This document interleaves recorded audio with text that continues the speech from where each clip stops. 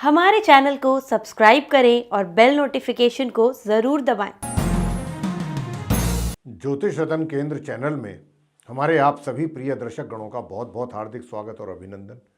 मेरे प्रिय साथियों, मैं हूं आचार्य पंडित सर्वदानंद शर्मा और आपसे आज के इस कार्यक्रम में बात जो हम कर रहे हैं, ये कर रहे हैं आपके मासिक राशिफल को लेकर के।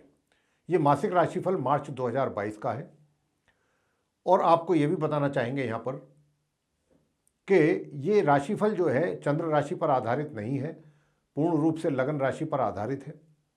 तो अभी जो हम चर्चा करेंगे आपके साथ इस कार्यक्रम में, जो कन्या लगन राशि के जातक हैं यानी विर्गो असेंडेंट बेस्ड जातक हैं, उनके मासिक राशिफल मार्च 2022 की चर्चा करेंगे और जानेंगे कि इस मार्च के महीने में आप कन्या लगन के जो जातक हैं उन पर भिन्न भिन्न क्षेत्रों में किस किस प्रकार के प्रभाव देखने में आपको आएंगे।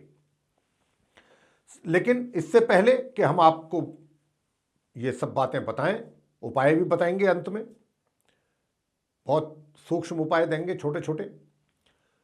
लेकिन उससे पहले आपको ग्रहों की स्थिति से अवगत करा दें। जैसा कि आप ये चार्ट देख पा रहे हैं, ये आप कन्या लगन के जातकों का ही चार्ट है और इसमें जो ग्रहों की स्थिति है मैं उससे आपको अवगत करा देता हूँ।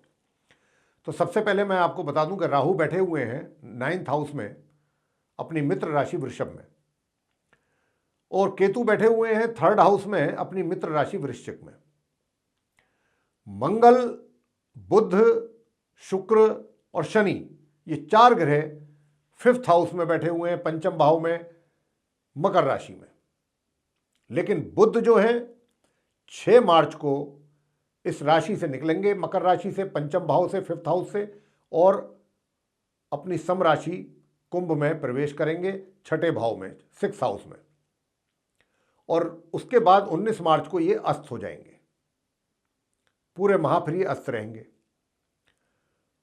24 तारीख को ये इस कुंभ राशि से भी निकलेंगे, यहां से भी निकल जाएंगे 24 को, और ये जाएंगे फिर 7th हाउस में जहां पर मीन राशि है, और वहां जाकर के ये नीच के हो जाएंगे, नीच अवस्था में।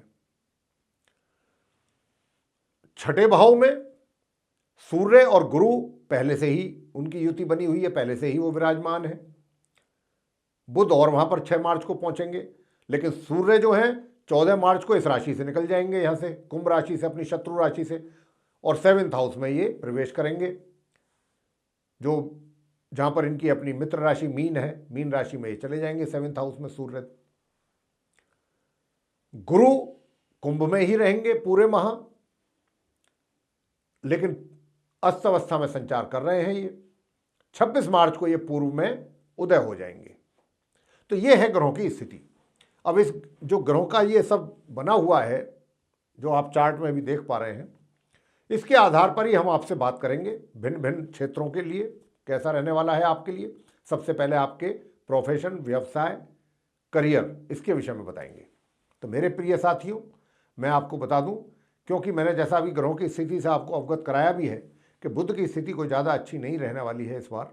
सिर्फ ये जो अच्छी रहेगी 19 तक ही रहेगी, और 19 तक तो आपके हालात अच्छे रहेंगे। आपके क्या नाम, कार्य क्षेत्र में, रोजगार या व्यापार आप सही तरीके से कर पाएंगे। 19 तारीख के बाद से आपको समस्याओं का सामना करना पड़ सकता है अपने कार्य क्षेत्र में, या फिर कह सकते हैं दुविधाओं का सामना करना पड़ सकता है, या चैलेंजेज आपके लिए अधिक हो जाएं, या परेशानियां, कठिनाइयां आपके लिए थोड़ी अधिक हो जाएं, तो वो चीज़ थोड़ा चैलेंजिंग रहेगी 19 तारीख से लेकर के और आगे तक, पूरे माह के अंत तक। लेकिन 19 तारीख तक चीज़ें सब कुछ सामान्य ढंग से चलेंगी, आपको किसी चीज़ में कोई दिक्कत परेशानी का सामना नहीं करना पड़ेगा। हाँ, इतना जरूर है कि ऐसा कोई योग तो नहीं दिखाई दे रहा है कि आपको कोई बहुत विशेष पदोन्नति या कोई विशेष सफलता या विशेष उन्नति, ऐसा कुछ तो दिखाई नहीं दे रहा ग्रहों के इस आधार पर। बस यही है कि 19 तारीख तक आपका समय ठीक अच्छा रहेगा, कार्य क्षेत्र में सही सेटिस्फैक्टरी रिजल्ट्स आपको मिलते रहेंगे। लेकिन 19 के बाद से थोड़ा सा आपको कुछ परेशानियों का सामना अपने कार्य में करना पड़ सकता है, अपने करियर में दुविधाओं का। उसके लिए उपाय भी आपको बताएंगे, अगर आपने किए तो उन चीज़ों से भी आपको काफ़ी हद तक सुकून मिलेगा, राहत मिलेगी। अब बात करते हैं आपकी सुख सुविधाओं के लिए और आपकी धन की स्थिति के बारे में, कैसी रहेगी। धन की स्थिति भी कोई बहुत विशेष अच्छी हो इस माह, ऐसी स्थिति दिखाई दे नहीं रही है।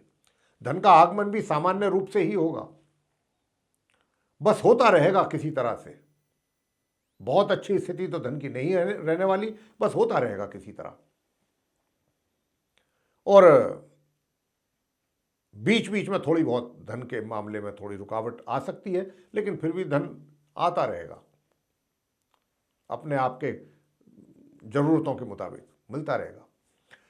आगे बात करें सुख सुविधाओं की। देखिए, सुख सुविधाओं से भी आप थोड़ा वंचित रहेंगे इस महीने, उसका लाभ लेने में वंचित रहेंगे। सुख सुविधाओं की कमी का अनुभव करेंगे, एहसास होगा आपको। आगे बात करेंगे प्रेम संबंधों को लेकर के। प्रेम संबंध कैसे रहेंगे आपके इस महीने, कन्या लगन के जो जातक हैं। तो देखिए, ग्रहों की जो स्थिति है उसको अगर हम देखें तो इस जो आपके पहले से भी रिलेशनशिप अगर है तो भी इस महीने कुछ उसमें प्रोग्रेस होने वाली नहीं है। आपको कोई किसी प्रकार की कोई प्रोग्रेस होती दिखाई नहीं देगी। या फिर अगर आप कोई नया अपना रिलेशन डेवलप करने की बात सोच रहे हैं, आपके दिमाग में कोई ऐसी प्लानिंग चल भी रही है, तो पहली बात तो मैं आपको यहाँ पर एक बात कहना चाहूँगा कि आप खुद ही कंफ्यूज रहेंगे कि आपको करना क्या है। आप आगे बढ़ें ना बढ़ें, पहले तो इन्हीं चीज़ों में आप उलझे रहेंगे। तो कहने का मेरा मतलब ये है कि कोई प्रोग्रेस है नहीं। ग्रहों की स्थिति जो है ऐसी नहीं है कि आपको सपोर्ट कर रही हो कन्या लगन के जातकों को। तो इसीलिए हम आपसे बोल रहे हैं कि सफलता प्राप्ति प्रेम संबंधों को लेकर के होती दिखाई नहीं दे रही है। आगे बात करते हैं जो विवाहित महिला पुरुष हैं, उनका वैवाहिक जीवन कैसा रहेगा। देखिए, वैवाहिक जीवन की बात यह है कि वैवाहिक जीवन में परेशानियां हैं, सुखों में कमी है, और आपका जो पार्टनर है उसके स्वास्थ्य को लेकर के भी समस्याएं दिख रही हैं ग्रहों की स्थिति के आधार पर। तो यहां पर आप कन्या लगन के जातकों को चाहिए कि आप अपने, अगर मैरिड हैं तो आप अपने जीवन साथी के स्वास्थ्य का पूरा पूरा ध्यान रखें, ये आपका फर्ज है। और वैसे भी कोई स्थिति ऐसा नहीं है कि कोई बहुत अधिक सुखों की प्राप्ति आपको हो पाएगी इस महीने अपने वैवाहिक जीवन में। ये भी, इसका भी कमी का आपको एहसास होगा। आगे बात करते हैं पारिवारिक संबंध कैसे रहेंगे। देखिए, पारिवारिक संबंध भी आपके इस महीने ना बहुत अच्छे रहेंगे ना बहुत खराब रहेंगे, मध्यम रहेंगे, सामान्य से मध्यम के बीच में, ठीक ठीक बात चलती रहेगी।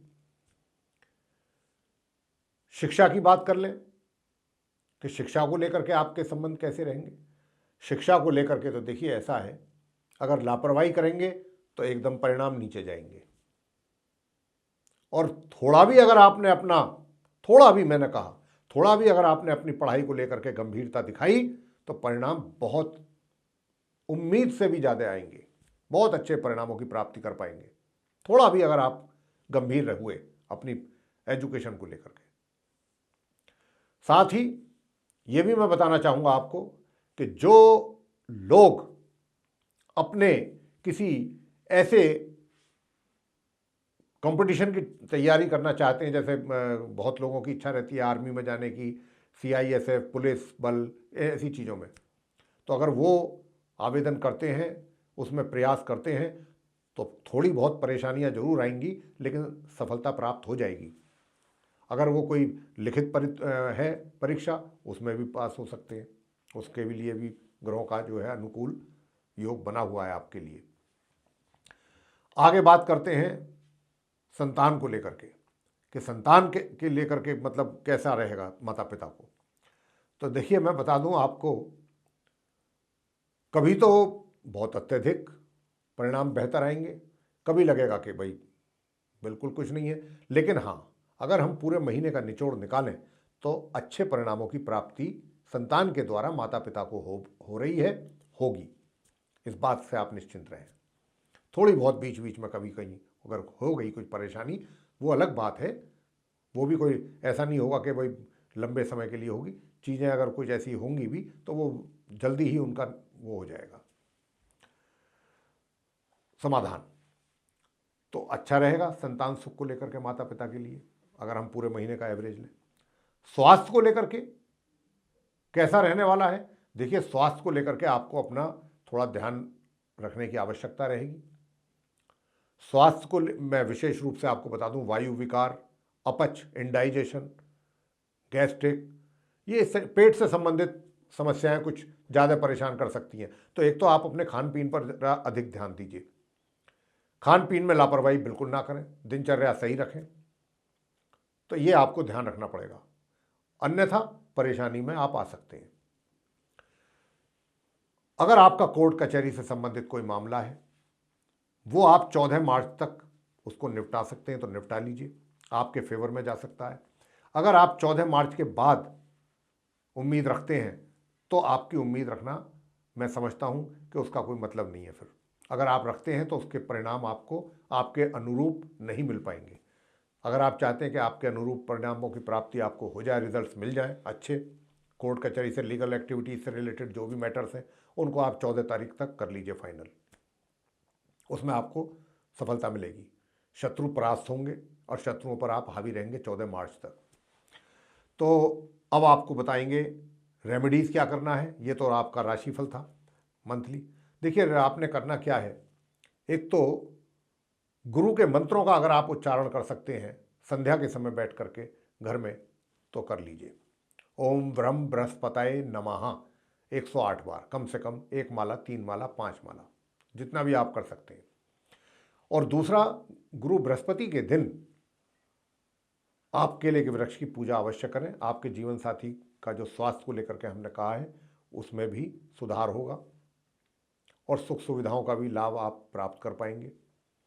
तो ये चीज़ें रहेंगी। बुधवार के लिए आपने करना है, बुधवार के दिन आप क्या करें, बुद्ध के मंत्रों का जाप करिएगा। अगर रोज कर सकते हैं तो बहुत अच्छी बात है। ओम बू बुद्धाय नमः, ये कर सकते हैं। दूसरी बात आप ये भी कर सकते हैं, गणपति जी की पूजा कर सकते हैं। और दूसरा, विष्णु भगवान की पूजा करें, विष्णु सहस्त्र नाम का पाठ करें, चाहे 10 ही मिनट के लिए करें नित्य प्रतिदिन।